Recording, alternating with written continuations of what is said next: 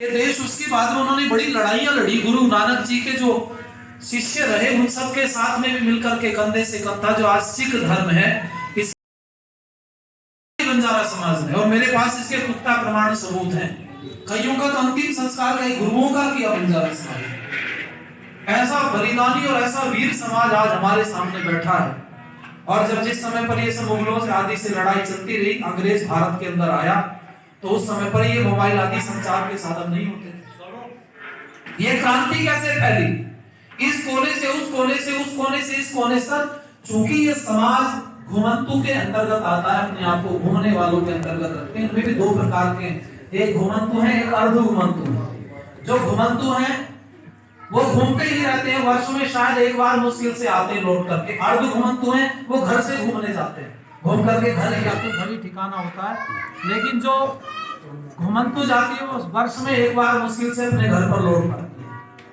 उस समय पर जब संचार के साधन नहीं होते थे, अंग्रेज ने भारत में कब्जा किया हुआ था और आर्य समाज लड़ाई लड़ रहा था। कई जगह पर प्रमाणिक सब चीजों के मिले कि आर्य समाज को जब अपनी बातें आगे पहुंचानी थी और क्रांतिकारियों के बीच में उन सब बातों को रखना था, तो उस समय पर बंजारा समाज ने अहम भूमिका निभाई। यहाँ से जाकर के क्रांतिकारियों की बातें आगे पहुंचाई और उनका संदेश इधर दिया, क्योंकि अंग्रेज को तो ये पता था कि ये घूमने वाली जाति है, घूमती रहती है, लेकिन उन्होंने देश की आजादी के लिए बढ़ चढ़ करके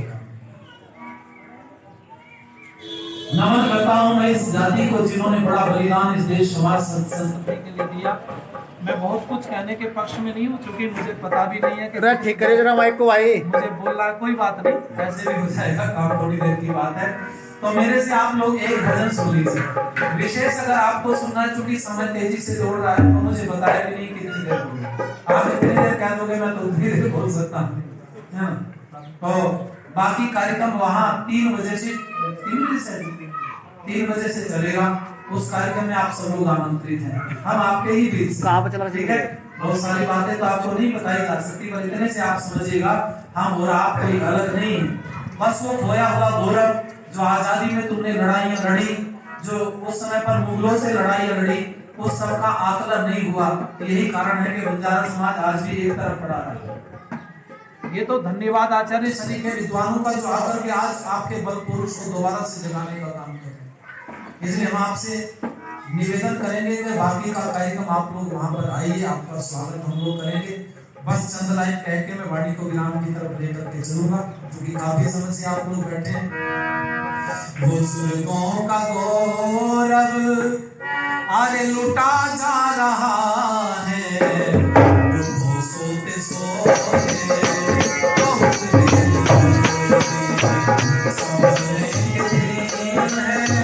संभलना पड़ेगा।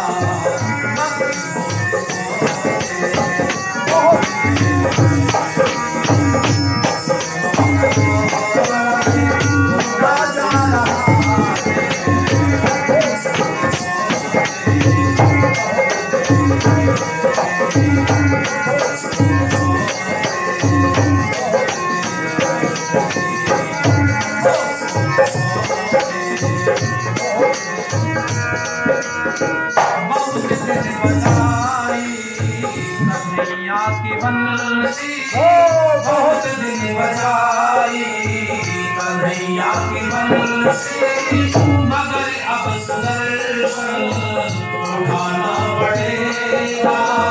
शिव जी के डमरू में बम बम को छोड़ो, त्रिशूल कर में उठाना पड़ेगा। लगा करके डूबेगी, लगा करके डूबेगी, लगा करके डूबेगी, बहुत गंगा जल में बात सोते सोते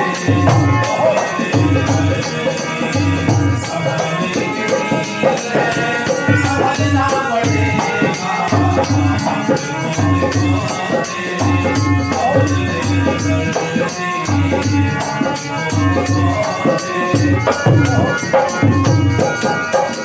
विदेशी विधर्मी लगे ताक में है, विदेशी विधर्मी लगे ताक में। मैं शब्द बोला था लावण्य, कई शब्द प्रयोग में आते हैं। लेकिन ये लवण से बना है और लवण माने नमक होता है। और आपको बताऊं मुख्य व्यापार रहा नमक का। जब अंग्रेज को पता चला कि ये तो यहाँ से वहां की बात वहां संचार का काम कर रहे हैं बंजारा जाति के लोग, और नमक लाद लेते हैं बैलगाड़ी पर और इधर से उधर जा रहे, बीच बीच में क्रांतिकारियों को जगा रहे हैं, तब पता क्या हुआ? तब अंग्रेज ने नमक पर बैन लगाया। और उस समय पर आपको पता है आंदोलन हुआ था नमक को लेकर के, दांडी यात्रा निकाली गई। समझ में आई बात? ये पूरा का पूरा चारों तरफ ये पूरी घटना बंजारा समाज की। लेकिन मुझे लगता है शायद आने ये नौजवान शायद जानते होंगे। आपको मैं कहूंगा कितना बड़ा योगदान उस समय पर रहा है और लोगों ने तोड़ने की बड़ी कोशिश की, बड़े प्रयास किए। हाँ, कुछ बंजारा समाज मुस्लिम नहीं बना, आपको बताऊं बना दी। कुछ बंजारा समाज, मुझे खूब अच्छे से जानकारी है इस समाज के विषय और मुस्लिम बना प्रयास किए जाए तो कुछ मुश्किल नहीं है। अगर दोबारा से अपने उन लोगों के साथ में अगर आपके कहीं कांटेक्ट हो, कहीं आप लोग उनको जानते हो, दोबारा से उनको समझाओ भाई कि अपने बाप को बाप कहने वाला ही समझदार होता है। अपने बाप को बाप नहीं कहते तो उनको पड़ोसी को चाचा कहना पड़ता है। तो इसलिए कहूंगा कुछ प्रयास ऐसे करो, उनसे तार जोड़े जाए, उनको भी समझाया जाए। हम बाबा लकी शाह की संतानें हैं जिसने मुगलों के दांत खट्टे कर दिए थे, उन्हीं के साथ व्यापार किया, लेकिन जब आड़े आए तो उन्हीं को गर्दनें भी काटी उन्होंने तलवार लेकर के। इसलिए मैं कहूंगा आप लोगों से, विदेशी विधर्मी लगे ताक में है, विदेशी विधर्मी लगे ताक में है, मिटाने को बैठे ये हस्ती तुम्हारी प्रबल संगठन की, अब तो जरूरत बढ़े आ रहे हैं आक्रमणकारी। घृणा पे सफेद भाव, घृणा पे सफेद भाव, घृणा पे सफेद भाव, और आलस के बीच में